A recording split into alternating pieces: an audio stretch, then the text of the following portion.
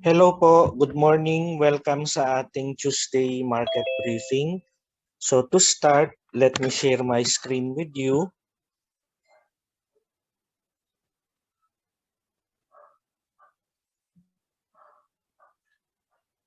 Ayan po, so umpisahan po natin sa Euro.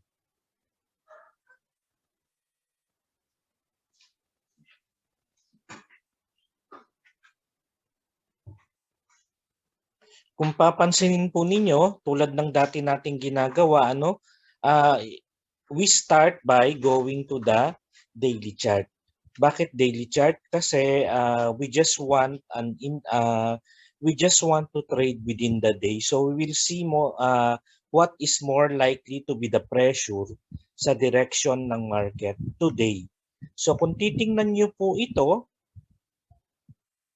kung i-analyze nyo ito, obviously, pababa pa rin po ang euro. Ano po? Kasi lower highs, lower lows pa rin siya.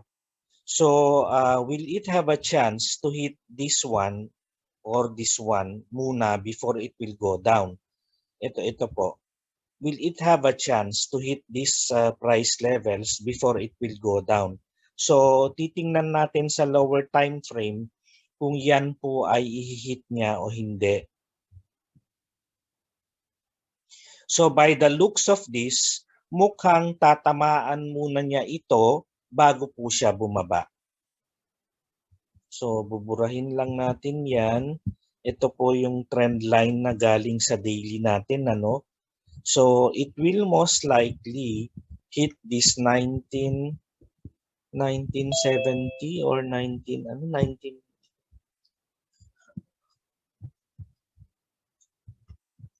nakalimutan ko kung anong level to. 1959 ata to eh. Yeah, it's 1960 or 1959. Ano po? So the price right now is at 1898. So kung titingnan mo, 1898 up to 1959, galaw na niya yan sa isang araw kasi ang galaw po niya usually ay 60 pips. So ang gagawin natin, for the purposes of trading today, ang ano po natin, ang forecast po natin, ang tinitingnan natin dyan ay yung pag-akyat niya. So most likely, aakyat po yan hanggang 1959 level. So titingnan natin yung hourly natin. Kung inyong papansinin, ito po yung sa daily natin. Ito yung trend line ng daily natin. So kung ito po, which is 1959, pero dito sa smaller time frame natin, nasa 1979 siya.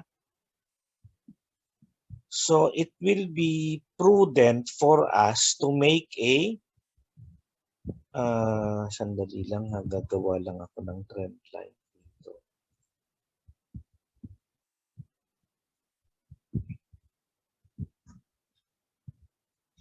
Ayan, it will be technically it will be viable to make a buy position dito po sa area na to. So this area here, let me just move this para makita nyo, is around 1777 level. So if we buy at 1777 level, mabagal lang po siya.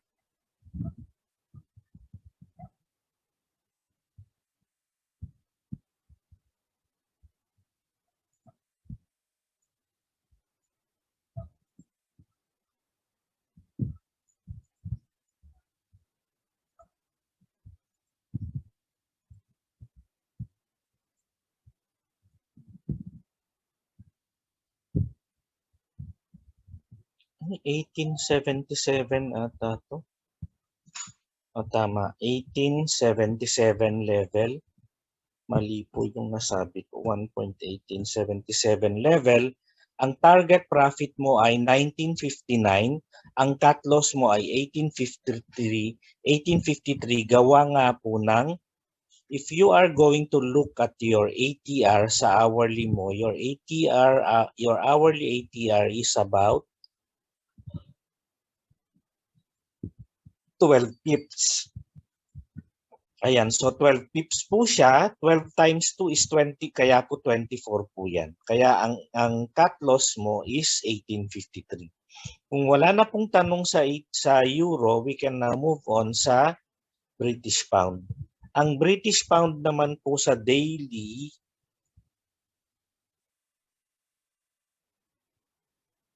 ay maliwanag pa rin naman po ang kanyang pagbaba, ano ho?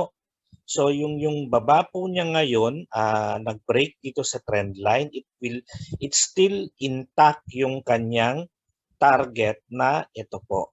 Yung target po niya kasi na yan ay galing po yan dito. Yan. So dadangkalin mo lang, ilalagay mo siya dito, ang magiging target mo ay ito na ngayon. But before it will reach this, you have to consider these ones first. Yung mga roadblocks mo dito at saka dito. So the first thing to consider is the moving average of daily moving average of 3405. Yan. So medyo malayo-layo pa po tayo doon kasi hindi pa naman po natin concern itong 3405 ngayon, primarily because we are trading intraday lang. Ano po? So ngayon, kung maghahanap tayo ng entry natin sa tingin natin na baba ang movement ng market ngayon, although kung titingnan mo siya strictly dito sa ano ngayon, sa daily chart mo, kahihit niya ng, ito papakita ko lang sa inyo. This is your support area. Kung ito yung support area mo, ito yung ano mo ngayon, ito yung tinatawag na broadening formation mo. Yan. Let me just make it bigger. Yan, you have a broadening formation with a flat side. Or if you, depending on how you look at it, no, either it is a broadening or it is a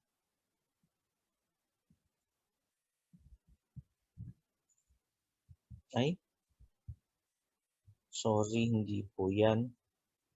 Ito po, freehand.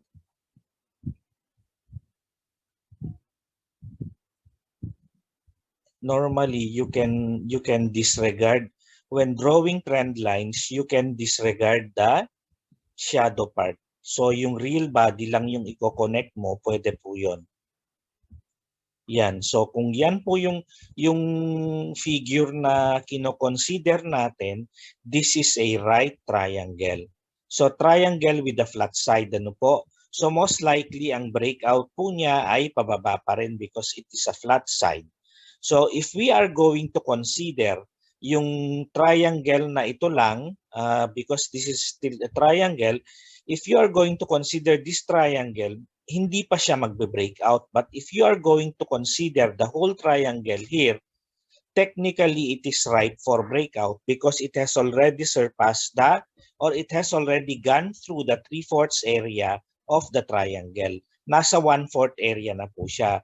Pagka nasa 1/4 area na siya, it is already ripe for a breakout. So, it may or it may not hit this price level already anymore. No? Itong resistance dito, pwedeng hindi na niya puntahan dyan, bagkus itong moving average mo will now force the price out of the consolidation. So it might, we might see a breakout after it has hit the 38 point.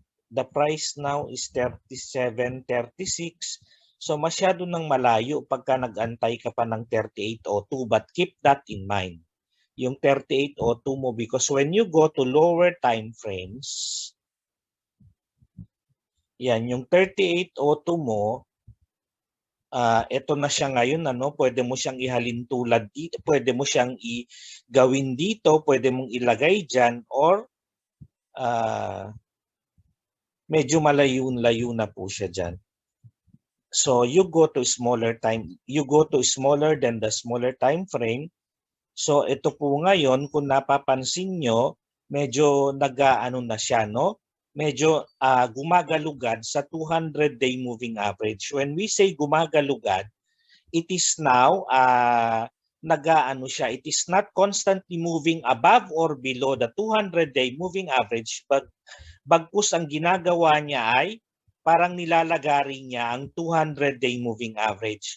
When that happens, it is a clear indication of a consolidation of your price. So ngayon, most likely, ang tinitingnan po natin dito, any attempt dito sa 200-day moving average ngayon, since it is already ripe for a breakout, posible pong ito na po ang gamitin natin na ano po natin na resistance natin. This might act as a good resistance for now. Ano po? Itong 37.68. So we sell at 37.68.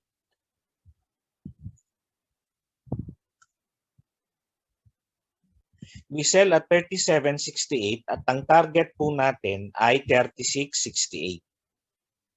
Nagkapareho yung dulo nila, no? So ang cut loss natin ay 36 pips based on the 18 pips hourly ATR. Kaya po yan 38.04 ang cut loss mo naman, which is just in line with doon sa 200-day moving average pa natin sa daily yon, or yung tinitingnan natin na resistance ng daily mo 38.04.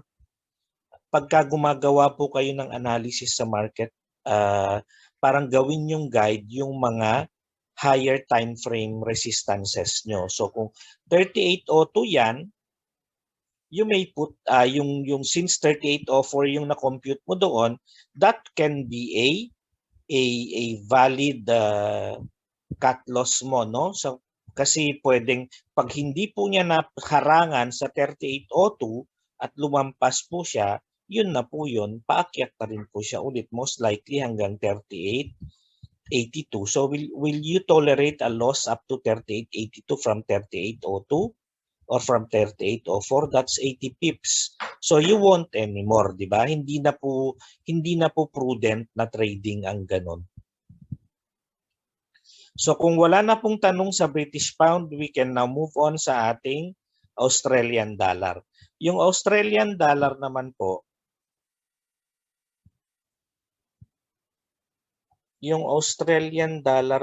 natin ay pababa pa rin sa daily kasi kung papansinin mo, it has just broke from the head and shoulder dito. So nag-break siya, akyat siya ulit, balik sa kanyang trend line. So most likely, ang tinitingnan natin ay itutuloy niya yung pagbaba niya. Ang tatargeting niya ay itong head ng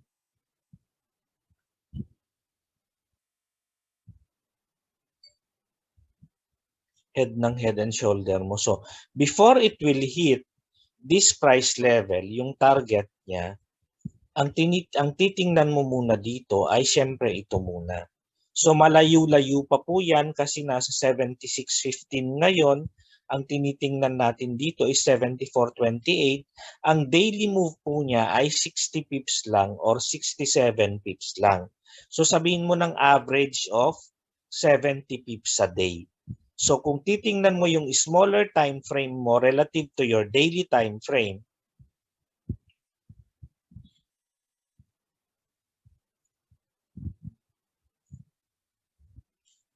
ayan, kung titingnan mo siya, nag-hold ngayon yung iyong 50-day moving average. Ano po? So kung titingnan mo, ang 50-day moving average mo is 76.28.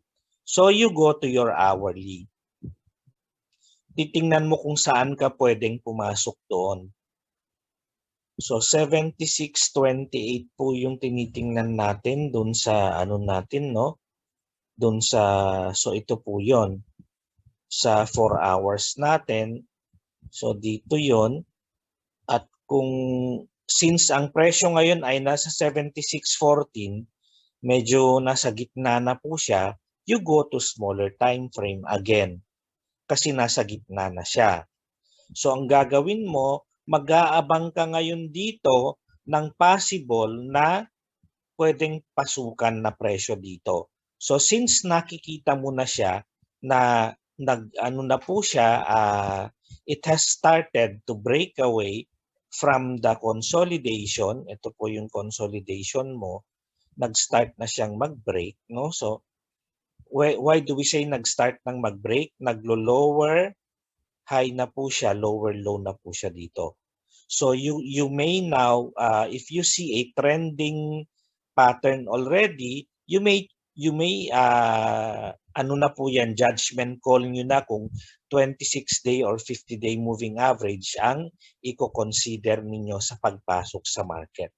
Anyway, ang difference po niya dito is 1 pip lang, but you have to consider, but you have to take note that you are basing it on a 15-minute chart. So let's say ang pasok natin ay nasa 76.17. Ito yung ano no, ito yung base sa hourly pa rin, so 76.28, yun po yung base sa hourly. But if you should you be impatient and want to get in the market now, yun po yung titingnan mo. But the best still is wait for the price to have an attempt dito po sa 76.28 mamayang hapon. But ongoing na po kasi ang Australian market ngayon, kaya po hindi na po tayo nag-aantay ng sa hourly ng correction niya, no? So ito na lang po yung titingnan natin since ongoing na. So if you see that the price is the price movement is steep, most likely it will pay respect to the 26-day moving average of 76.17. 76.17. Ang target po niya ay 75.31, tapos ang cut loss mo is 75.39. Yung 75.31 po ay galing po yan dito. Itong low po na ito, that is 75. Ay, 15 minutes lang pala yan. Ang liit po niyan, wala pong ano. So, yung tinitingnan po natin, most likely ay ito po. Yung low po dito na 75.31. Bakit yan ang tinitingnan natin? Corrective fund principle po ang in-apply dyan, kaya po ito ang tinitingnan natin. Kung wala na pong tanong, USD-JPY na po tayo. Ang USD-JPY naman po,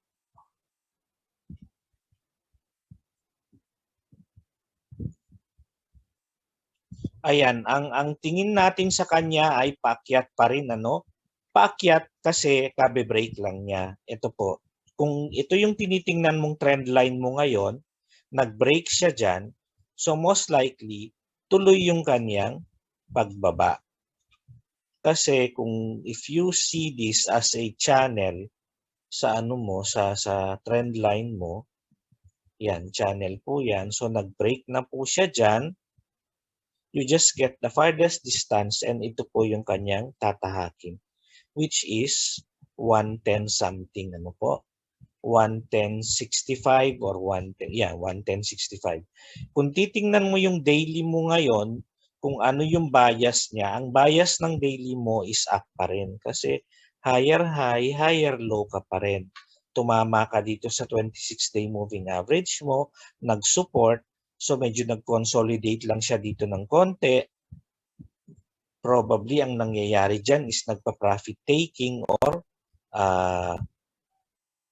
yan. So makikita mo na pagka ganyan, most likely profit taking po ang nangyayari dyan kasi walang malalaking paa. Ibig sabihin, puro controlled po yung galaw ng market. So most likely, we are looking at the profit taking activity ng market dito. So, ano ang magiging next na ano mo ngayon? If there is profit taking dito, so malamang tuloy pa rin po yung kanyang pag-akyat. So kung titingin ka ngayon sa smaller time frame kung saan ka pwedeng pumasok, ayan. Siyempre nasa gitna na siya, wala ka ng choice ngayon kung hindi ang mag-abang ng correction after the breakout. Kasi kung nandito na siya, wala na. You are 7 pips away from the you are 12 pips away, 7 pips away from the trend line, ano. So ang titingnan mo na lang ngayon either the correction after the breakout to the trend line or the correction of a very steep ascent of the price to the 26-day moving average once the 26-day moving average crosses above your trend line. So ang buy po natin dyan ay 109.45. Yun po yung inano natin dito, no? So kanina kasi nasa ilalim pa lang siya nung binabasa ko yung chart. Wala pa po ito, nandito pa lang, hindi pa nagbe-breakout. So I was anticipating a correction first before the breakout. So ang nangyari, hindi nag-correct up to 109.45 bagkus ay nag-breakout na siya. So ang aantayin mo ngayon dyan ay ang pag-correct niya dito sa trend line na ito or dito sa moving average na yan. So hanggang mamayang hapon, most likely it will correct up to 109.54. So dyan mo abang-abangan. Babalik ta rin natin ngayon yung 45, magiging 109.54. Ang target mo ay 110.74 kasi ito po yun. Yung 110.74 ay ito. Yan. Ay 110.65. Ba't 110.65 yan? So papalitan ko lang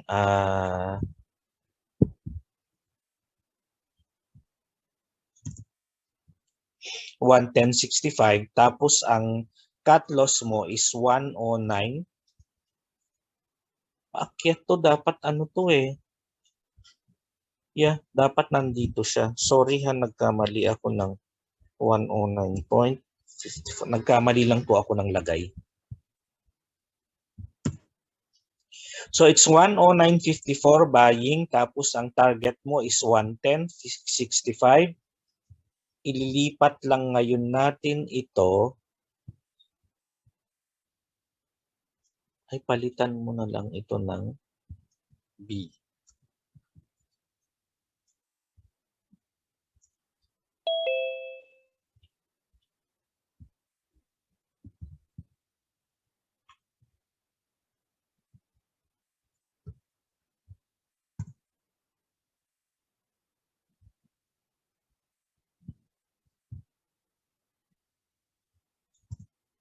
Yan, kaya 109.74 po ang cut loss natin. Kung wala na pong tanong dyan, dito naman po tayo ngayon sa gold. Ang gold naman ay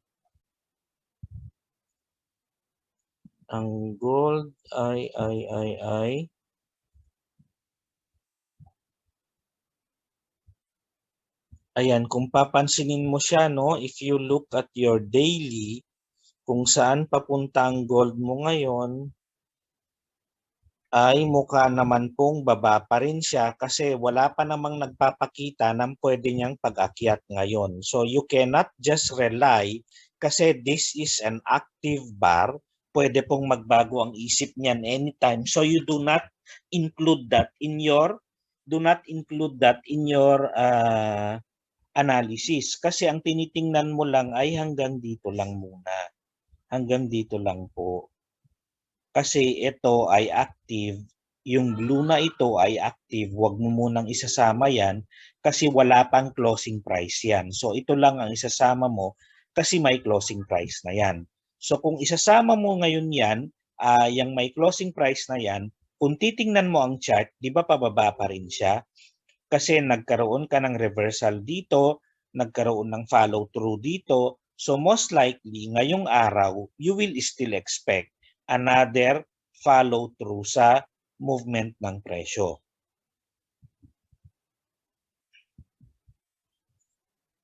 So kung titingnan mo sa lower time frame, yung lower time frame ngayon ang magdidictate sa'yo kung pababa pa rin ang presyo.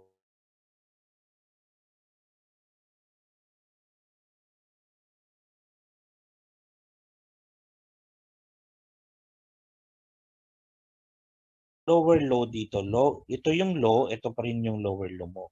So iyan po yung tinitingnan mo ngayon na lower high, lower low. Or if you don't want to consider this is a lower low, this is a lower low, then this one. Opo? So yan po yung ano mo ngayon. Kung nalilito ka, hindi ko makita ang maliwanag na lower yan. Pag niline chart mo siya, di ba maliwanag na pababa ka? So yan lang po ang trick dyan pagka nalito po kayo. Pagka hindi nyo alam kung ano ba yan, higher high, higher low, ano bang tinatahak niya, you just draw your line chart and makikita mo mas maliwanag kung saan po siya papunta. Ngayon, what you want to find out is look for an opportunity to sell.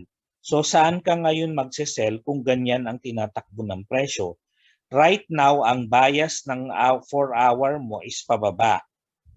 Kung titingnan mo yung bias ng daily mo, ay ng hourly mo, kung pababa pa rin siya, pababa pa rin po naman. So dito, since ang bias mo dito is pababa, they are about to meet, ano? So you can put your selling at 1735 point. Or if you would want to wait, kasi ang gold magalaw po buong maghapon yan, ano? So let's just wait at 1738.70.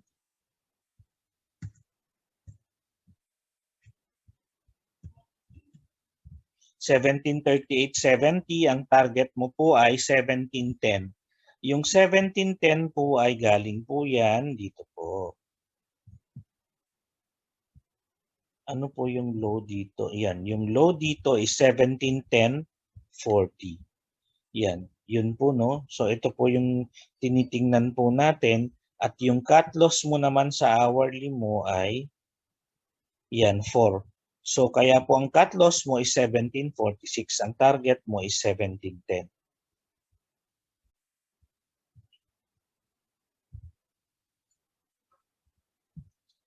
So kung bakit po 1710, bakit po ito na low, bakit hindi ito na low, bakit hindi ito na low, bakit hindi ito na low?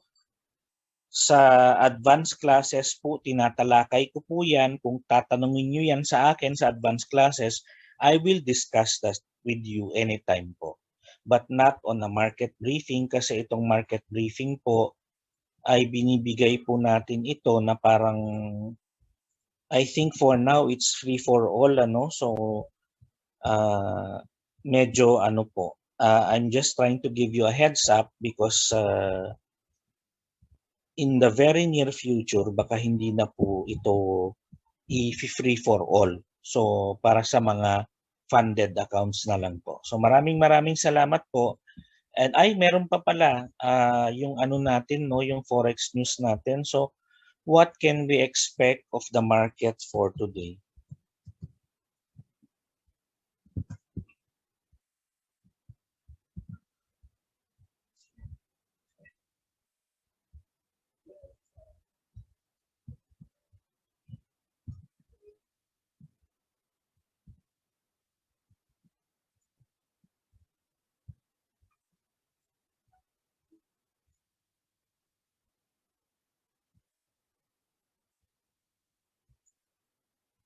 So today is Tuesday.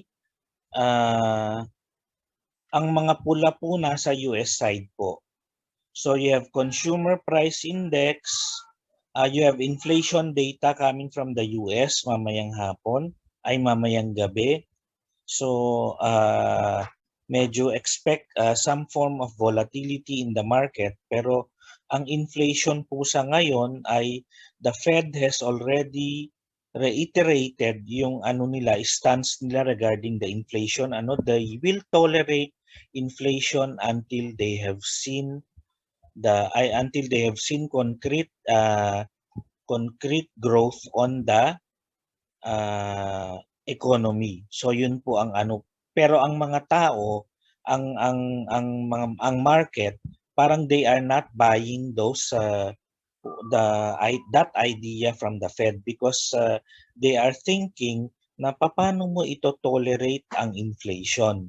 How you can only tolerate so much of inflation because if you allow it to run its course unabated, ibig sabihin kung if you let it go its way ng walang uncontrolled, ibig sabihin malaki ang ikakasira ng ekonomiya mo if you let inflation run unabated, ano po. So yun ang ano ng fear ng market ngayon. That is why ang inflation data natin ay patuloy pa rin na tinitingnan ng market because if it goes out of hand, it might compel the Fed to take action.